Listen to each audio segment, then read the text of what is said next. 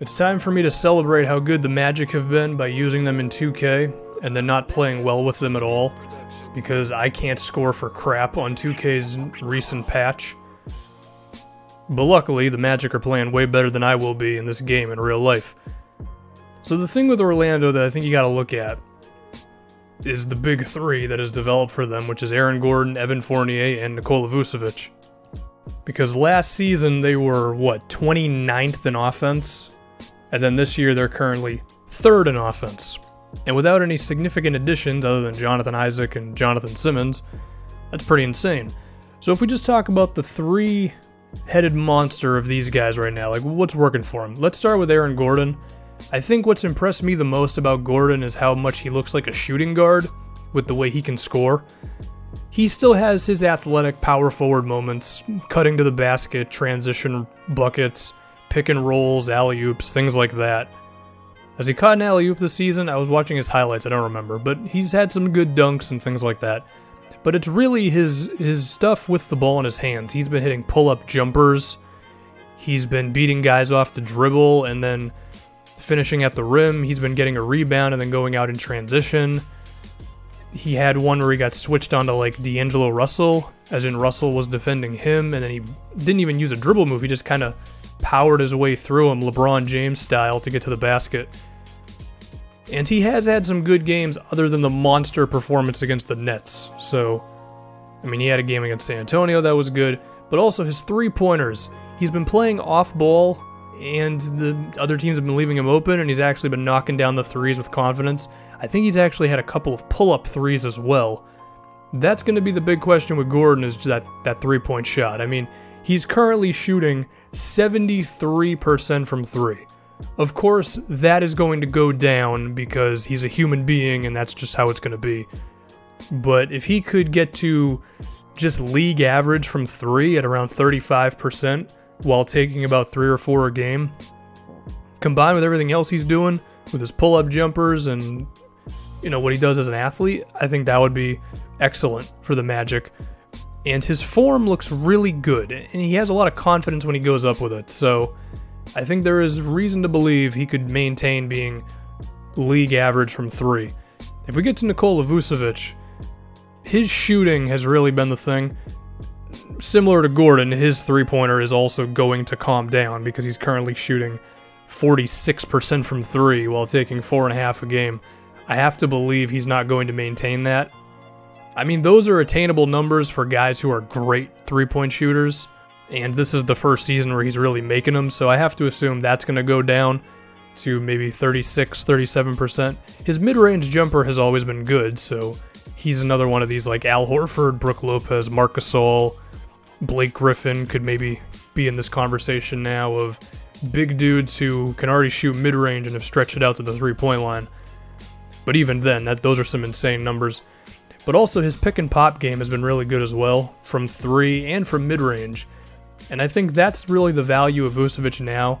That's where he's most valuable, I would say, is his ability to stretch out opposing big guys and cause the opposing team to answer some questions. I mean, because if he and Gordon are out there, you might want one dude who's more physical, who can defend Gordon, and then you want another guy who can go out and defend Vučević, but Vučević can also defend in the post, and Gordon can also beat guys off the dribble, so it's really a question of like what type of big guys do you want out there to defend these two.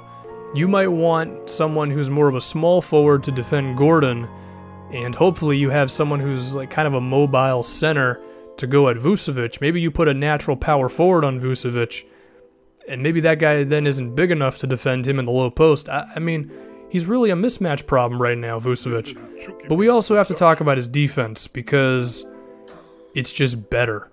I don't think he was ever like horrifically bad on defense, but he was not one of the better defensive fives in the NBA.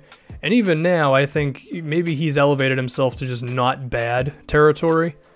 But when you're not bad on defense, and then you're very good on offense, you're a positive contributor to your team. I mean, his defensive rating right now is 92.3, which of course is going to go up. But, I mean, the Magic, they are a significantly better defensive team when he's in the game so far. Because when he's in there, like I mentioned, 92.3 defensive rating. When he's out of the game, they're at 111. And their net rating is minus 13 when he's not in there. Now, some of that might be because of the lineups that he's in there with. Maybe he plays with Gordon. I don't know. I haven't watched every single second of the Magic to know their rotations. But those on-off numbers are so drastic right now that I think it's safe to say the dude's making a positive impact. A very positive one at that. And actually, before I go into Evan Fournier, we should talk about the amount of defenders on this team, because there's quite a few of them. I mean, Aaron Gordon's good defensively. Vučević has gotten better. I've always thought Terrence Ross was at least not terrible, although his offense has been pretty bad to open up the season. Jonathan Simmons is good. Jonathan Isaac is good. Elfrid Payton's still pretty solid. So when you have all these guys who can defend, and then you have a center who's just not bad in Vučević, then you got something defensively, and then you add to that everything they're doing on offense. Now if we can dive into Evan Fournier, another guy whose three-pointer is going to come down because he's shooting 56% from three. So that is going to decrease. But Fournier has always been a good three-point shooter, so I mean, I wouldn't be shocked if he was in the 40% range. And I would say of the three highlights that I watched, Fournier's was the least surprising. He's basically the same player he's been. He's just been ridiculously efficient so far. So beating guys off the dribble, occasionally in the pick and roll, coming off of floppy sets. He's Evan Fournier. You know, there's not much of a shock in terms of his play style. I do like that he's grabbing a few more rebounds. I think that's cool. The one thing I do like about Fournier the most is how quick of a first step he seems to have. At least in some of the highlights I've seen where, like, maybe not even that he has a quick first step, but it's how quickly he commits to what he wants to do on offense. He doesn't have a lot of moments where he's just kind of dribbling around doing nothing. It's more like he gets the ball and he immediately attacks.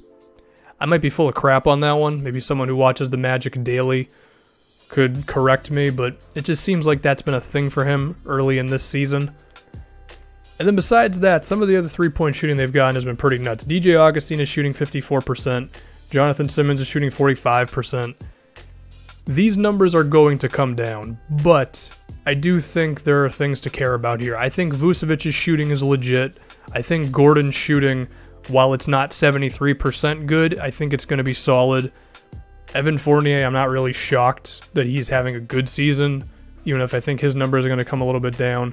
Basically what I'm getting at is, I think Orlando's pretty good. And I think the things that they're winning by right now are things that, while they can't be sustained at the level that they are at, they could still be good enough. And then if Vučević is really this defender who's good enough to be on the floor and not kill you when he's out there, then you got a good team. Also a team with a lot of versatility, because Aaron Gordon, while he's a power forward, he could defend a few positions. Jonathan Isaac can defend a few positions. Jonathan Simmons can do the same as well. Elfrid Payton can.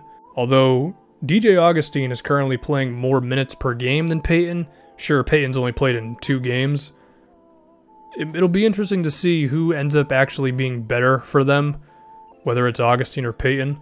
I mean, I can picture Elfrid having better, like, stats. I mean, he's averaged 6.5 assists through the 2 games he's played.